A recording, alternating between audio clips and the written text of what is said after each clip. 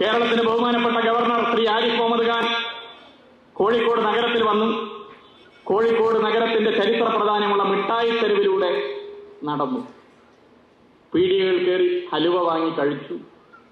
കുട്ടികളെ തലോടി, ഷെയ്ക്കൻഡ് കൊടുത്തു, സെൽഫിക്ക് നിന്നു. പോലീസിനോട് ആരോടും പറയാതെ എത്തി. പിന്നെ പോലീസും കുറെ ചാനലൊക്കെ പിന്നീട് എത്തി. അദ്ദേഹം തന്നെ ദിവസങ്ങൾക്ക് മുമ്പ് പറഞ്ഞിരുന്നത് കേരളത്തിന്റെ ക്രമസമാധാനം തകർന്നു, കേരളമാകെ ഒരു മോശം നിലയിൽ പോകുന്നുവെന്നുള്ളതാണ്. ഇന്ന് മിഠായി തെരുവിലൂടെ നടന്ന കേരളത്തിലെ ബഹുമാനപ്പെട്ട ഗവർണറോട് പ്രത്യേകം നന്ദി പറയാൻ ഞാൻ ആഗ്രഹിക്കുന്നു. ഇന്ത്യയിൽ ഇതുപോലെ ഒരു സംസ്ഥാനമല്ലാതെ മറ്റേതൊരു സംസ്ഥാനത്തുണ്ട് ഒരു ഗവർണർക്ക് ഒരു സെക്യൂരിറ്റിയും ഇല്ലാതെ ഇത്ര തിരക്കുള്ള ഒരു തെരുവിലൂടെ നടക്കാൻ വേണ്ടി സാധിക്കുന്നത്? ബഹുമാനപ്പെട്ട ഗവർണറുടെ സംസ്ഥാനം ഉത്തർപ്രദേശാണ് എന്നാണ് ഞാൻ മനസ്സിലാക്കുന്നത്. പാർട്ടി ഇടയ്ക്കിടയ്ക്ക് മാറാറുണ്ട്, പക്ഷെ സംസ്ഥാനം മാറാൻ വേണ്ടി പറ്റില്ലല്ലോ. ലോകത്തെ ഏറ്റവും അധികം രാഷ്ട്രീയ പാർട്ടിയിൽ പ്രവർത്തിച്ച് വിവിധ സ്ഥാനങ്ങൾ വാങ്ങിയ വ്യക്തിയാരെന്നുള്ള ചോദ്യത്തിന് ഒരുപക്ഷെ ഉത്തരം നൽകാൻ വേണ്ടി പറ്റുന്ന പേര് ആരിഫ് മുഹമ്മദ് ഖാൻ എന്നായിരിക്കും. ആദ്യം ഒരു പാർട്ടിയിൽ MLA ആയി, പിന്നീട് കോൺഗ്രസിൽ ചേർന്നു, MP ആയി, കേന്ദ്രമന്ത്രിയായി, പിന്നീട് VP സിംഗിന്റെ കൂടെ ചേർന്നു, അവിടെയും കേന്ദ്രമന്ത്രിയായി, അങ്ങനെ മാറി മാറി മാറി പിന്നെ BSP ആയി, മാറി മാറി ഇപ്പൊ BJP. അങ്ങനെയുള്ള അനുഭവങ്ങൾ ഉണ്ടാകും. പക്ഷേ സംസ്ഥാനം ഒന്നാണ്. അദ്ദേഹത്തിന്റെ സംസ്ഥാനത്ത് ഗവർണർക്ക് ഇങ്ങനെ നടക്കാൻ വേണ്ടി പറ്റുമോ? അപ്പോ കേരളത്തിൽ നടക്കാം. കേരളത്തിൽ മിഠായി തെരുവിലൂടെയും കേരളത്തിലെ ഏത് തെരുവിലൂടെയും നടക്കാൻ വേണ്ടി സാധിക്കും. കാരണം കേരളത്തിന്റെ ക്രമസമാധാന പരിപാലനം ഭദ്രമാണ്. ഇന്ത്യയിൽ ഏതൊരു സംസ്ഥാനത്തിനും മാതൃകയാണ്. പിന്നെ അദ്ദേഹം അലുവ എന്ന കാര്യം പറഞ്ഞു, നല്ലതാണ്. അത് കോഴിക്കോട്ടെയും കേരളത്തിലെയും ജനങ്ങളുടെ പ്രത്യേകതയാണ്.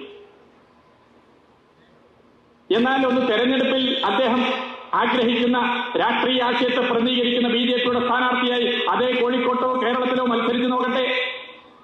മിസ്റ്റർ ആരിഫ് മുഹമ്മദ് ഖാൻ, നിങ്ങളുടെ കൈകളിൽ ഹലുവ തന്ന അതേ കൈകൾ കൊണ്ട് തന്നെ നിങ്ങളെ തെരഞ്ഞെടുപ്പിൽ വോട്ട് ചെയ്ത് ദയനീയമായി പരാജയപ്പെടുത്തുന്ന ജനങ്ങൾ കൂടിയാണ് കോഴിക്കോട്ടെയും കേരളത്തിലെയും ജനങ്ങൾ. നിങ്ങൾ മിഠായി തെരുവിലൂടെ നടന്നപ്പോൾ മിഠായി തെരുവിലും മാനാഞ്ചേരിയുടെ ഭാഗത്തും താഴോട്ട് നിങ്ങളൊന്ന് നന്നായി നോക്കിയിട്ടുണ്ടാകണം എന്ന് ഞാൻ കരുതുന്നു. എത്ര ടാർ ചെയ്താലും ആ റോഡുകളിൽ ചില ചോരക്കറകൾ മായില്ല. ആ ചോരക്കറകൾ വർഷങ്ങൾക്ക് മുമ്പുള്ളതാണ്, എത്രയോ കാലങ്ങൾക്ക് മുമ്പുള്ളതാണ്. ആ ചോരക്കറകൾ നിങ്ങൾ എങ്ങനെ അവിടെ റോഡുകളിൽ വന്നു എന്ന് പരിശോധിച്ചാൽ, എത്ര ടാർ ചെയ്താലും മായാത്ത ആ ചോരക്കറ എങ്ങനെ വന്നു എന്ന് പരിശോധിച്ചാൽ, പാവപ്പെട്ടവരുടെ മക്കൾക്കും പഠിക്കാൻ വേണ്ടിയുള്ള വിദ്യാഭ്യാസ മേഖലയിലെ കച്ചവടവൽക്കരണത്തിനെതിരെ പോരാട്ടം നടത്തിയ ഒരു സംഘടനയിൽ പ്രവർത്തിക്കുന്ന കുട്ടികളുടെ ചോരക്കറയാണ്. ആ സംഘടനയുടെ പേര് മിസ്റ്റർ ആരിഫ് മുഹമ്മദ് ഖാൻ SFI എന്നാണ് എന്നുള്ളത് ഞാൻ ചൂണ്ടിക്കാട്ടാൻ ആഗ്രഹിക്കുകയാണ്. ആ മിഠായി തെരുവ് തന്നെ ഒരു കാലത്ത്, അധികം കാലം മുമ്പല്ല, തീ പിടിച്ചിരുന്നു. വലിയ തീപിടുത്തമായിരുന്നു. നിങ്ങൾ ഓർക്കുന്നുണ്ടാവും. കേരളത്തിന്റെ ചാൻസലർ നടന്നുപോയ തെരുവുകളിലെ കടകൾ തീ പിടിച്ച് തീ പടർന്നിരുന്നു. അവിടുത്തെ തൊഴിലാളികൾ, അവിടുത്തെ വ്യാപാരികൾ, അവിടുത്തെ എല്ലാവരും കൂടി ആ തീയണക്കാൻ ഫയർഫോഴ്സിനെ സഹായിച്ചു. അതിന്റെ തൊട്ടടുത്തുള്ള കലാലയങ്ങളിലെയും മറ്റിടങ്ങളിലെയും വിദ്യാർത്ഥികൾ ഒരു സംഘടനയുടെ ബാനറിൽ അവിടെ വന്നു. ആ രക്ഷാപ്രവർത്തനത്തിൽ പങ്കെടുത്തു.